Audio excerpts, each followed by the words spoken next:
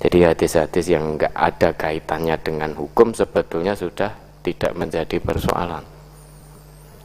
Hadis yang sudah isinya fadilah, keutamaan dan lain sebagainya, cuma perlu diketahui kadang ada hadis yang sebetulnya itu bukan hadis, tapi isinya fadilah, fadilah, fadilah. Ada yang mengatakan itu fadilah, padahal setelah diteliti itu bukan hadis. Maka hati-hati yang terkait dengan hadis, maka kita harus ragu dulu, karena banyak sekali hadis maudhu', hadis palsu itu banyak sekali. Sedangkan kita kan kalau mendapati tulisan di situ ditulis al hadis, oh jangan langsung percaya. Tulisannya Arab, iya, kalau dikatakan hadis ya mesti tulisannya Arab, gitu kan. Situ tulis al hadis, itu jangan langsung percaya, harus ragu dulu, ini hadis tenan apa ora. Nah, kita cari dulu, kita teliti. Kalau Quran kan jelas, la raiba fi, Quran itu mudah, tidak diragukan. Jadi ayat-ayatnya jelas, sehingga kita langsung bisa mengetahui, oh ini ayat Quran, ini bukan. Kita bisa langsung mengetahui. Walaqad yassarnal Quran lidzikri, karena Allah telah mudahkan Al-Quran. Allah yang menjaga, Allah yang menurunkan, Allah yang menjaga, sehingga tidak ada satupun makhluk, satupun manusia di muka bumi ini yang bisa merubah isi Al-Quran. Maka Quran itu la raiba fihi, tidak perlu diragukan. Tetapi hadis banyak yang memalsukan, bukan hadis dikatakan hadis, bukan hadis dikatakan hadis, dia makalah tapi dikatakan hadis. Jadi mencatut nama Rasulullah, sehingga untuk meyakinkan pendengarnya bahwa ini loh Nabi saja bersabda seperti ini, padahal itu bukan. Nah sekarang banyak seperti itu. Maka kita perlu hati-hati, mewaspadai. Ini tidak semuanya hadis itu harus kita terima. Ya hadis-hadis yang sahih saja yang bisa kita terima kalau kaitannya dengan hukum. Tapi kalau hadis dhaif apakah bisa? Kalau kaitannya dengan hukum, hadis dhaif jelas tidak bisa kita amalkan, kita tidak bisa. Hadis dhaif itu tidak bisa dijadikan hujjah kalau kaitannya dengan hukum.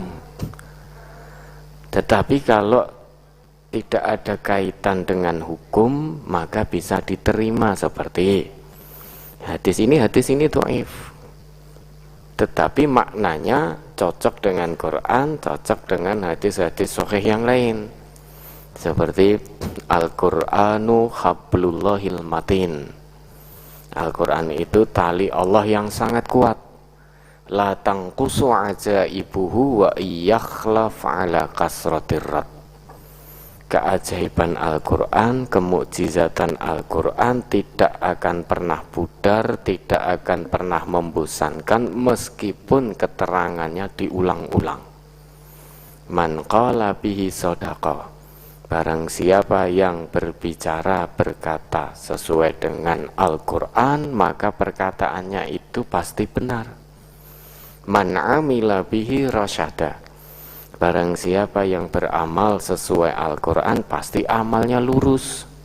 Wa man i'tasama bihi hudiya ila siratim mustaqim, dan barang siapa yang berpegang teguh pada Al-Quran maka dia akan mendapatkan petunjuk ke jalan yang lurus. Hadis ini dhaif, hadis ini dhaif, tetapi maknanya sesuai dengan Al-Quran, dengan hadis-hadis sahih yang lain. Maka sekalipun ini dhaif tetapi bisa diterima karena maknanya sesuai. Jangankan hadis dhaif, lawang nasihat orang tua kita, nasihat teman kita, nasihat saudara kita, jelas hadis juga bukan. Tetapi kalau itu sesuai dengan Quran Sunnah, wajib kita amalkan, wajib kita terima, sekalipun itu bukan hadis. Nah, nasihat orang tua kita, saudara kita, guru kita, kalau itu sesuai Quran Sunnah maka diamalkan, kalau tidak ya tidak. 'alal mar'il mu'min as-sam'u wa ta'atu fima ahabba au kariha. Itu kata Nabi.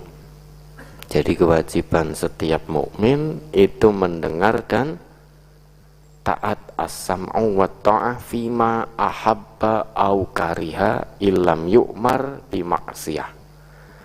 Jadi kalau diri kita ini mengaku sebagai seorang mukmin, maka kewajiban kita hanya dua, mendengar dan taat. Mendengar apa? Mendengar ayat-ayat Allah dijelaskan, mendengar hadis-hadis Nabi diterangkan, sehingga aturan-aturan din ini kita dengarkan. Setelah kita dengarkan, kemudian kita taati, meskipun apa yang kita dengar itu tidak cocok dengan hati nurani kita ataupun cocok dengan hati kita. Fima ahabba au kariha illam yu'mar bimaksiyah. Tetapi kalau ada kebijakan atau ada orang mengajak kita dan ajakannya itu tidak mengajak kepada kemaksiatan, tidak menyimpang dari aturan agama, tidak menyimpang dari Quran Sunnah, siapapun yang mengajak, siapapun yang menyampaikan, kewajiban kita as-sam'u wa ta'ah, meskipun yang disampaikan itu tidak cocok dengan hawa nafsu manusia kita. Kita senangi